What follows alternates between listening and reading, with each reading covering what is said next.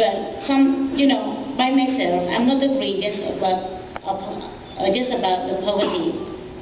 Some family they are very poor, they work very hard for the girl. Some family they are poor and they sell the girl. Some are not. So that we need all of you, sociology. We need to make research. But what by myself that I understand that Cambodia, you have to understand that 30 years of the war in genocide, Khmerus, they kill all Anglo people. So then the people, I think that they traumatized. They need to survive. So they don't know who they are exactly. And then also, the country was like lose, the money, because in the Khmer regime we don't use money. After Khmerus, we have the communist regime. So the money is not, like, everything is not expensive, right? On 1992, 1992 is that come up the UN, the troop of the military UN, what we call it, Casse Bleue in French. I don't know what's the French. The Casse Bleue. So the troop of military come to Cambodia. And you see all of them, 100% of them are men. We, the Persian, 100 US dollar a day, that the Cambodian people, we don't know even $10. Before the house make like $30 a month, it's up to 3,000 US dollar a month, the house. Everything is split at two. So we have the people very rich and very poor. So I think that everything is come all together, and also education, not much education, poor education, discrimination between women and girl. That we have no quality, not equal between men and women. If the family have the boy and girl, boy have to go to school and girl not. That also the big problem. And I think for myself, I think that discrimination is a big thing. One girl has been abused, who had been raped first. We point because she born very bad luck, why she had been raped, and then society pushed them, the family pushed them. Of course they go to the brothel. The brothel don't push them, but they welcome them for money. That was another way. So I don't know, I'm not sociology, I don't know. You did have, in your book, you mentioned that you actually took your program out and were teaching men to think about this. Can you say more about that? Yes, like I tell you, the clients are men, and the women are the pimp. So, because we forgive them, and then because we saw that, we realized that a lot of problem in our culture. So we had a program that our survivor, we going to teaching the men, military and men, yes men. We're going talking about slave behavior. My English, correct or not? Correct. And then how to respect to the woman.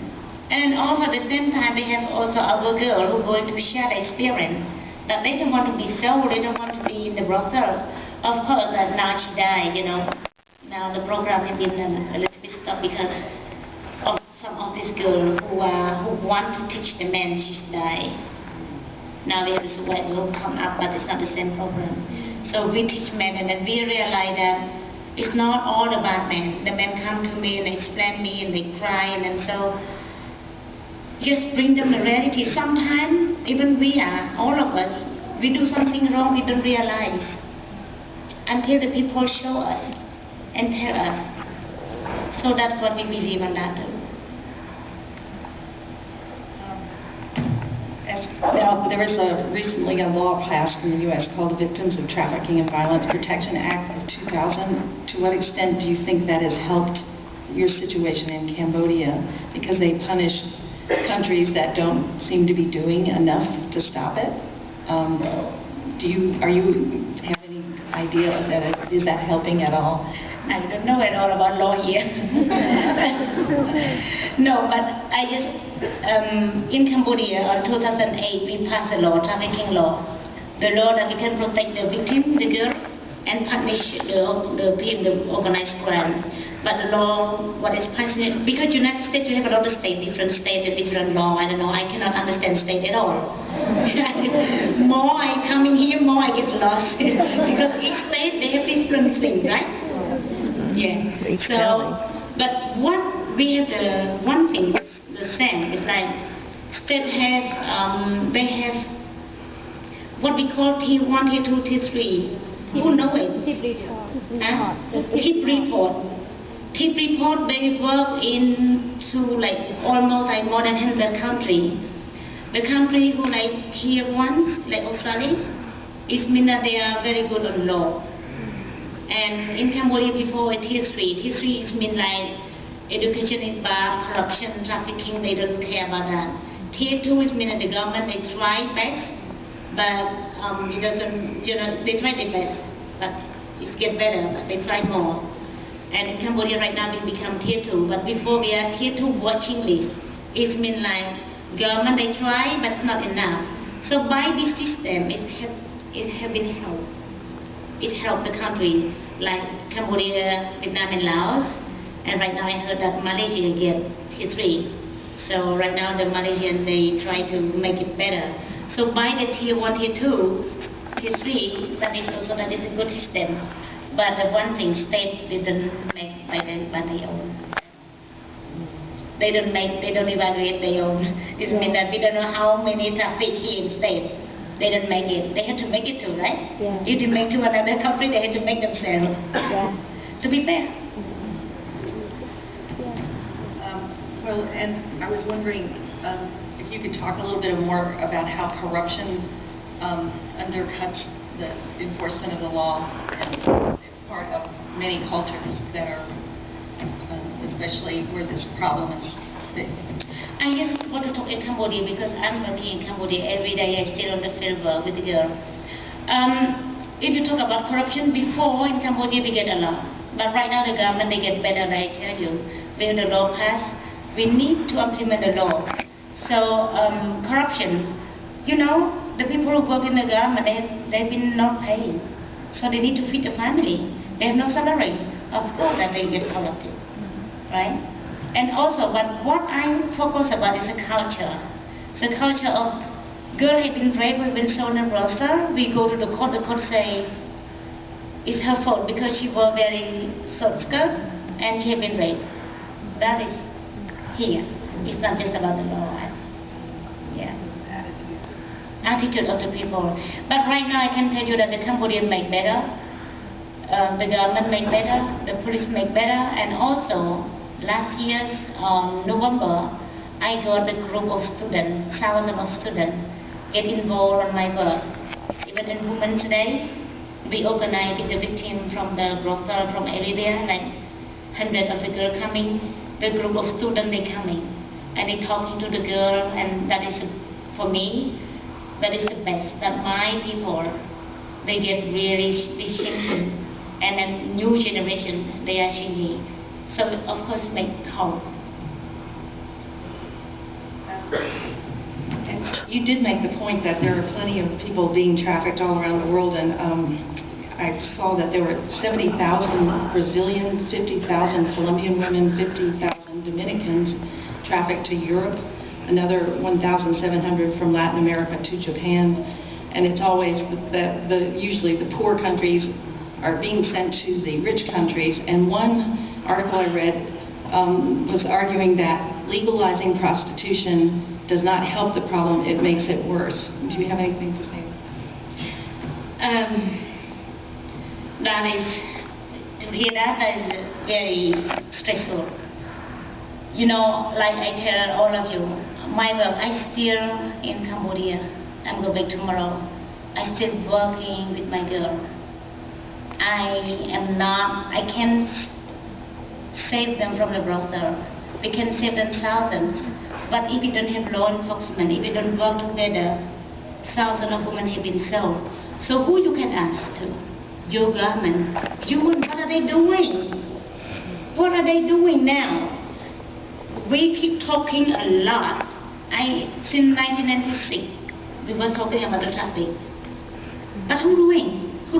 If you go into the meeting, everyone working on the human trafficking. But I just thinking that it get worse. Because the organized crime, they are very well organized. And the people who work against organized crime, we keep write down and keep speaking. Otherwise, I always tell you, speaking is so great. You invited me on the five-star hotel is great, but react. Now is the time to reacting. And then all of you have to push them. I can't. I go back to my hometown, stay with my girl, I forget everything. So just stay with them. So we cannot end. We have to work all together. And also the government have to work together because the sex trafficking, the sending country and the receiving country have to coordinate, have to have MOU together. And we have also to have a law we call extraterritorial law. This law can punish the pedophile. Because you know why in Cambodia, in our, like Cuba, in our whole country, the pedophile, they come up, use girl, they pay, and they up to their own country. In my work, I have been arrested Germany, Japanese, French, Italian. I just keep them like 2 days in the jail and they leave. They pay and they leave. If we have extraterritorial law, this law can punish them in their own country. So we just have one successful in the United States, in Miami. In Miami, we have one guy who was in Cambodia, Vietnam and Laos, but we arrested him in Cambodia.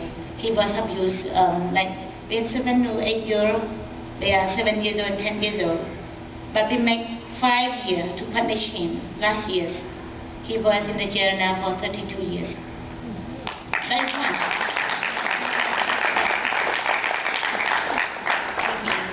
So each of you can help us to end the sex trafficking.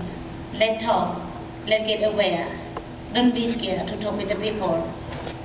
I don't know, you are more intelligent than me. I have no education. Believe me, I don't know how to do it. I don't know.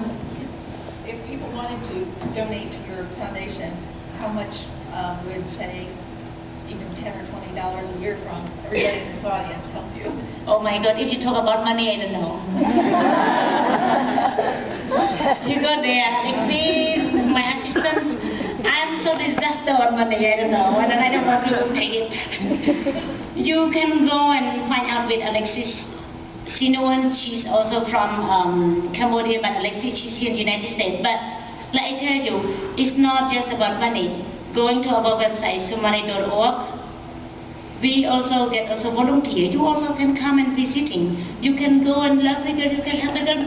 Everything we need. It's not just money, but if you can give it, that is great, right? Cool. We need it too. So going to Alexis, and she can provide you all information about. And I'm sorry to not able to answer that. Since the beginning, I never see any money, no. I don't know. Well, and I guess as far as making a point of saying that people just need to love, it sounds like it's important for you that people not carry hatred in their heart, because do you think that makes you more effective in making change instead of being angry, to find a way to reach out and educate? Is that your policy? Why we have to be angry? Why we have to? Is when you get angry and upset, you win nothing, right? I don't know. I never been in. So of course, I always believe on the love first. Love first. When you love first, forgive. But first of all, it's not. I'm meeting many people in New York that they come and love me, but they hate yourself. They hate themselves. Before you come and love me, love yourself first. Empower yourself before empower another. So, what I need. So love yourself first and come and love me. I need it, but you need to love yourself, okay? And then what I believe it, why I believe it, I don't know. I just realized 2 years ago that I have been here just by a lot of the people who have been, loving each other, hold each other, hug each other. And my girl, when I ask them the questions, they all, when they come to the center, they say, Mommy, when I come to the center, I get lost. But by your real love, by your true love, you make my life, that I feel that I'm so important. And you show me that my life, I have to love myself. So all the girls who come in the center, we empower them first of all, take care of themselves, don't hate yourself. I was hate myself. Ourself is beautiful, and we have to love ourselves. No one gets ugly. We all are beautiful. And what is the body for me? The body is not outside. The body is here. The body outside, you get old one day you die, the body die with you. The body inside. More you get old, more you get more beautiful. You die with more beautiful. I love it. That's the body. I don't know what is all of you thinking about the body. But for myself, the body here. I have a woman come to my country, some of them they come to Somalia, I'm ugly, you are so beautiful. But she's so great and beautiful. More and more she stay with us, we love her, all of them love her. She don't want to leave because she stay with us warming. So, body here too, it's up to you. You're choosing body outside or body inside. I choose it here. Thank you. I think that's something that especially Western women need to hear because we have a whole television and media industry trying to make women feel bad about themselves. Feel so bad. Everyone tell me I'm dark skinned, I'm not beautiful, but I look myself, I'm so beautiful.